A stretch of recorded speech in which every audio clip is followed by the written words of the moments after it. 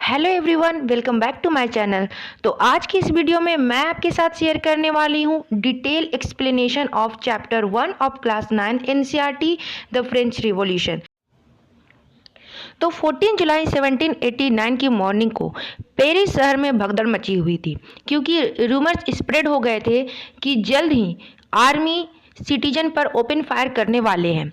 इस वजह से डरे हुए कुछ हजार लोग कुछ हजार मेन और वुमेन साथ में इकट्ठे हुए और उन्होंने पीपल मिलिशिया फॉर्म किया और वे बहुत सारे गवर्नमेंट बिल्डिंग पर अटैक करना शुरू कर दिया।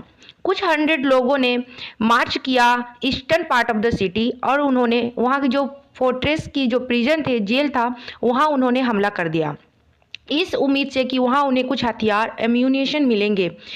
यहाँ पर फिर उनकी फ़ाइट होती है जिसमें वहाँ के कमांडर जो होते हैं उस प्रिजन के, वो मारे जाते हैं और इस लड़ाई में कुछ प्रिजनर्स को भी वो रिलीज कर देते हैं।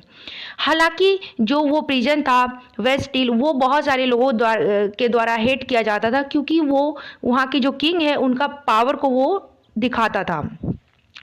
कुछ ही समय बाद वो फोर्ट्रेस जो था उसे पूरी तरह डिमोलिश कर दिया गया। हाँ, उसके कुछ स्टोन के जो फ्रेगमेंट थे कुछ लोगों ने उसे मार्केट में बेचा, उन लोगों को जो चाहते थे कि जो डिस्ट्रक्शन का जो कुछ सबूत है या ऐसा सबूत वो रखना चाहते थे। कुछ दिन बाद फिर और भी ज़्यादा रिवॉल्ट वहाँ देखे गए पेरिस शहर में, कंट्री साइड में बहुत सारे लोग प्रोटेस्ट कर रहे थे। जितने भी ब्रेड के हाई प्राइस थे। तो आगे हम जानेंगे कि आखिर वहाँ के लोग इतने ज़्यादा भड़के हुए क्यों थे, वे इतना ज़्यादा प्रोटेस्ट क्यों कर रहे थे। इनके पीछे का रीज़न जानने के लिए सबसे पहले हम लोग जानेंगे फ्रेंच सोसाइटी के बारे में और वहाँ की प्रॉब्लम्स के बारे में कि वहाँ की सोसाइटी का स्ट्रक्चर क्या था और वहाँ की प्रॉब्लम्स क्या थे जिसके वजह से लोगों को ये कदम उठाना पड़ा और कैसे वहाँ किंग को हटा करके डेमोक्रेसी। तो अब हम जानेंगे कि लेट 18th सेंचुरी में फ्रेंच सोसाइटी कैसी थी, सोसाइटी का स्ट्रक्चर कैसा था। तो सबसे पहले हम जानेंगे वहाँ की पॉलिटिकल सिचुएशन के बारे में। तो 1774 को बर्बन फैमिली का किंग लुइस 16 राजा बना, जिसकी उम्र 20 साल थी और उसकी शादी ऑस्ट्रियन प्रिंसेस से हुई थी।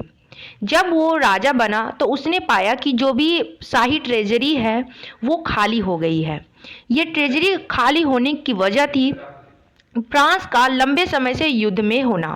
साथ ही साथ जो वर्सैली की जो पैलेस थी, जो भव्य पैलेस था, वहाँ उसके मेंटेन करने के लिए जो खर्च आते थे, इसकी वजह से भी इस पे ऐड ऑन हुआ कि लुइस 16 ने अमेरिका की 13 कॉलोनीज को आज़ाद करवाने में उसकी हेल्प की, जो कि ब्रिटेन के अगेंस्ट उसने हेल्प किया था। अमेरिका की 13 कॉलोनीज, ब्रिटेन के अंदर एक कॉलोनी कुछ कॉलोनीज थे जिन्हें आज़ाद करवाया था, जिसके कारण जो उसका डेब्ट था और भी बढ़ गया।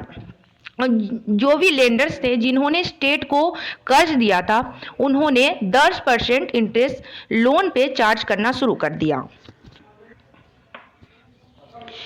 तो जो गवर्नमेंट की जो ज़्यादा खर्च थी वो सारी लोन के टैक्स पे, लोन के जो भी इंटरेस्ट था उसे ही पे करने में जाने लगी। साथ ही साथ इतने इमेंस कोर्ट को मेंटेन करना, आर्मी को मेंटेन करना, गवर्नमेंट ऑफिसेस को चलाना, यूनिवर्सिटीज़ को चलाना, इन सब चीज़ों के कारण खर्च बढ़ने लगी। तो वहाँ की जो स्टेट थी वो फोर्स हो गई कि वो टैक्स को इंक्रीज करे। तो अब हम जानेंगे कि फ्रेंच सोसाइटी का स्ट्रक्चर। फ्रेंच सोसाइटी जो थी वो 3 भागों में बटी हुई थी। सबसे फर्स्ट पोजीशन पर जो था वो आते थे क्लर्जी, सेकंड पोजीशन पे थे नोबेलिटी के लोग और थर्ड स्टेट जो था वो था big businessman, merchant, courts official, lawyers, doctors, वहाँ के पीजेंट्स, छोटे मोटे बिजनेसमैन, वहाँ की जो भी लैंडलेस लेबर है, सर्वेंट्स है, इन सारे जो नोबेलिटी और क्लर्जी को हटा के जो बचते हैं वे सारे थर्ड स्टेट में आते थे। तो वहाँ के जो पीजेंट्स थे वो पॉपुलेशन के 90% थे। हालांकि उनमें से बहुत कम ही लोग थे जिनका खुद का ज़मीन था, जिन पर वो कल्टीवेट करते थे, मतलब जहाँ वो खेती करते थे वे अधिकतर वो उनकी ज़मीन नहीं हुआ करती थी। जो वहाँ की 60% जो लैंड है वो नोबेल्स, चर्च और अदर जो रिच मेंबर थे थर्ड स्टेट के, उनके द्वारा वो ओन किया जाता था।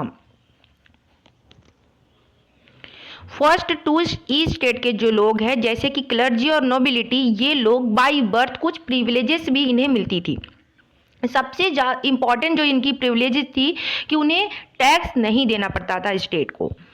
सिर्फ और सिर्फ पीजेंट ही थे जो कि मतलब थर्ड ई स्टेट के लोग ही थे, उन्हें ही टैक्स पे करना पड़ता था। बाकी टू ई स्टेट के लोग थे उन्हें टैक्स पे नहीं करना पड़ता था।